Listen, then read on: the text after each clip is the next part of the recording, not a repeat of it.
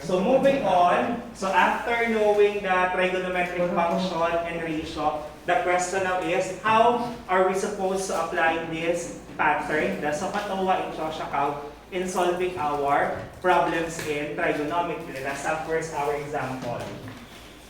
Suppose you have your triangle. So having the following measure 3, 4, and 5. And theta is placed on the top part of the triangle. So could you determine what are the value of the 6 trigonometric function? So determine the 6 trigonometric function. Or trigonometric ratios rather.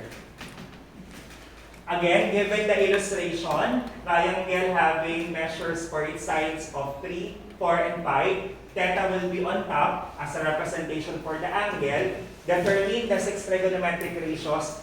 Value for the 6 trigonometric ratio based on the given illustration, starting with sine theta. So what do you think will be the value for sine theta or sine theta using the illustration? Or let me have the first one. What is our pattern again for sine function? Ratio for sine function. So, opposite over hypotenuse. So you already have the sine. So what will be the opposite side of theta on the given illustration? It will be 4, so this will be opposite. So we have 4 on top on the numerator. How about the value for the hypotenuse? 5. So this will be your hypotenuse. That's why this will be 5. So that will be the value for sine function, or the ratio for sine function. It will be 4 over 5. How about for cosine?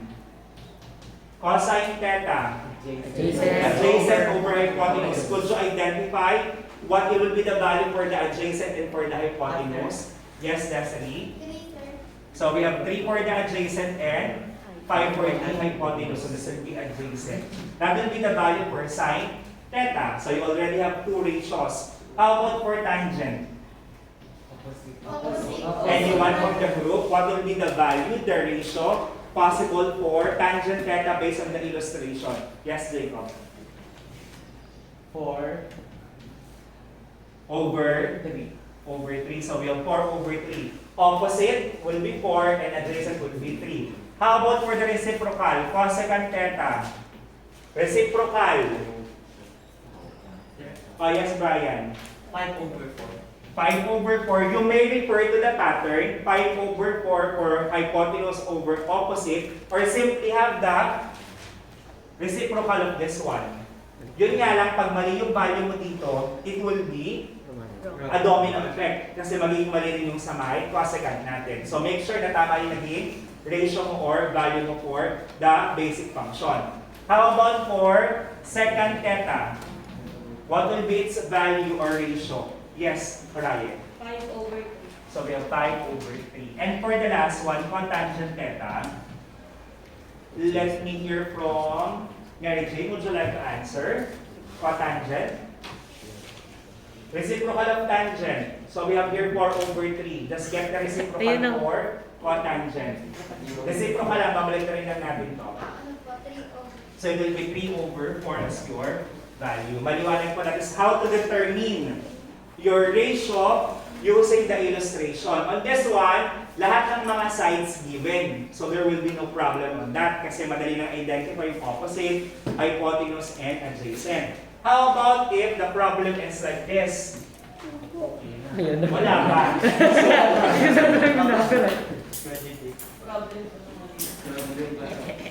Na-prejudge na kagad din, wala pang ano.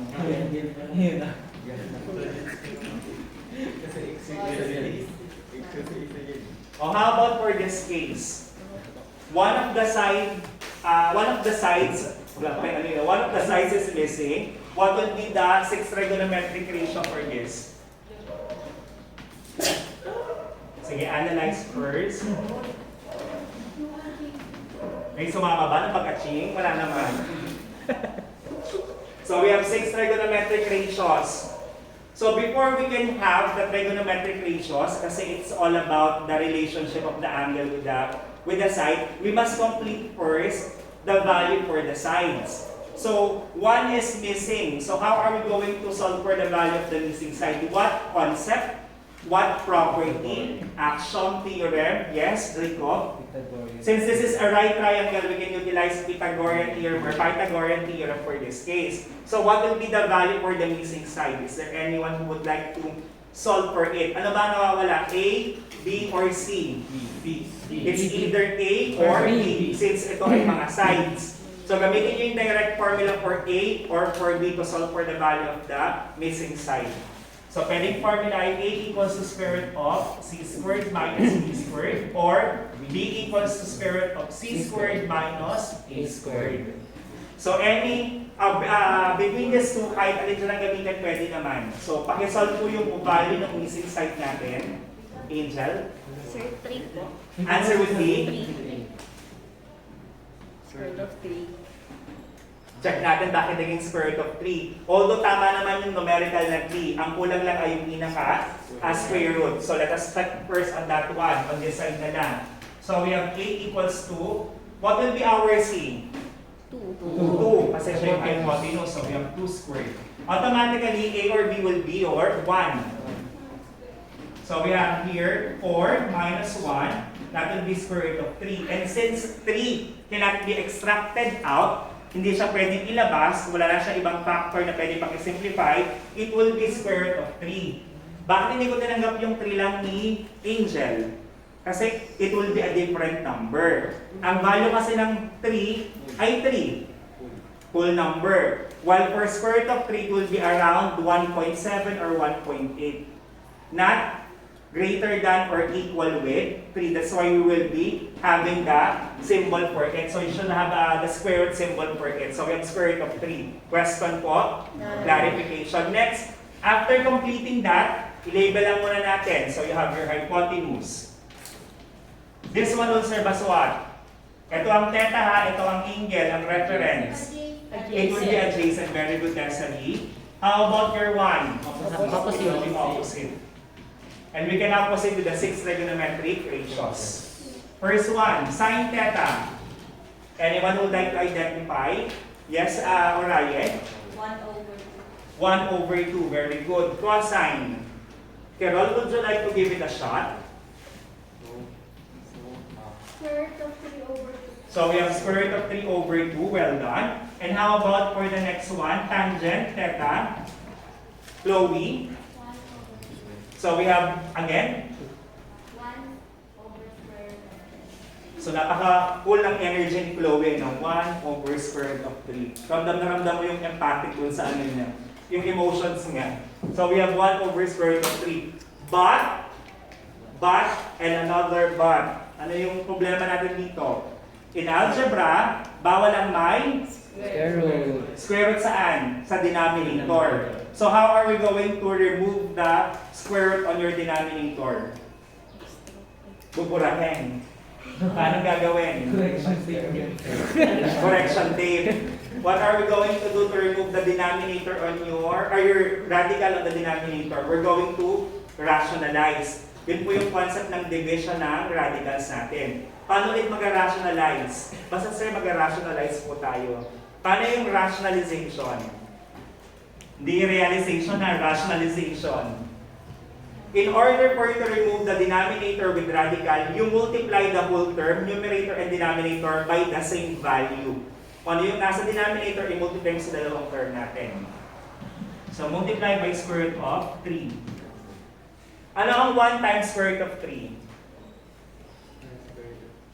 Square root of 3. Pag walang number sa harapan, it's automatically 1. Yung whole number sa harapan niya, we can only multiply whole number to whole number. So 1 times 1, 1 pa rin siya. Then copy the radical symbol, square root of 3. Next, or the irrational term. Square root of 3 times square root of 3. Pag magkamukha ng indices, yung number dito, ang minumultiply lang ay yung nasa loob. 3 times 3. 9. And what is square root of 9? 3. That's why we have here 3. So that will be the simplification for this. Square root of 3 over 3. Question? O para mas madali. Ang gawin natin ay, pag meron kayong denominator, just simply write the denominator with radical or irrational on top of the expression. Then just copy the radical. Yung radical ay yung number sa loob ng radical symbol. Itaas mo lang yung square root of 3, then copy the number inside as a whole number sa denominator. Maliwanag. How about for cosecant? Value for cosecant? Yes, Mary Jane? 2 and 1. So 2 over 1 or simply 2, since 2 divided by 1 is 2 pa rin naman. How about for secant? Theta?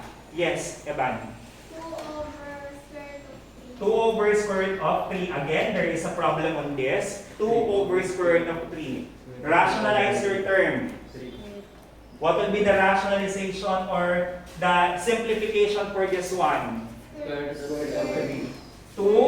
Open mo muna yung nasa taas. Kasi kanina 1 lang siya, kaya yan nilagay na. So we have 2. Copy the radical or the irrational, then copy the whole number. Or the radical rather. So we have 2 square root of 3 over 3. Pero yung process ay rationalize ha. Division to ng radical expressions. How about for cotangent? Cotangent theta. Remember ha, another reminder. The function will function if there is an angle. Yung angle dito yung theta natin ha. Do not forget that one. Lagi siyang may nakalagay na theta. Yes, Sir Pida, the last one. Square root of 3 over... Square root of 3 over, square root of 3 over 1 or simply square root of 3. That will be your answer for this one. Question po. That will be your 6 trigonometric ratios. Pakikopya po ulit.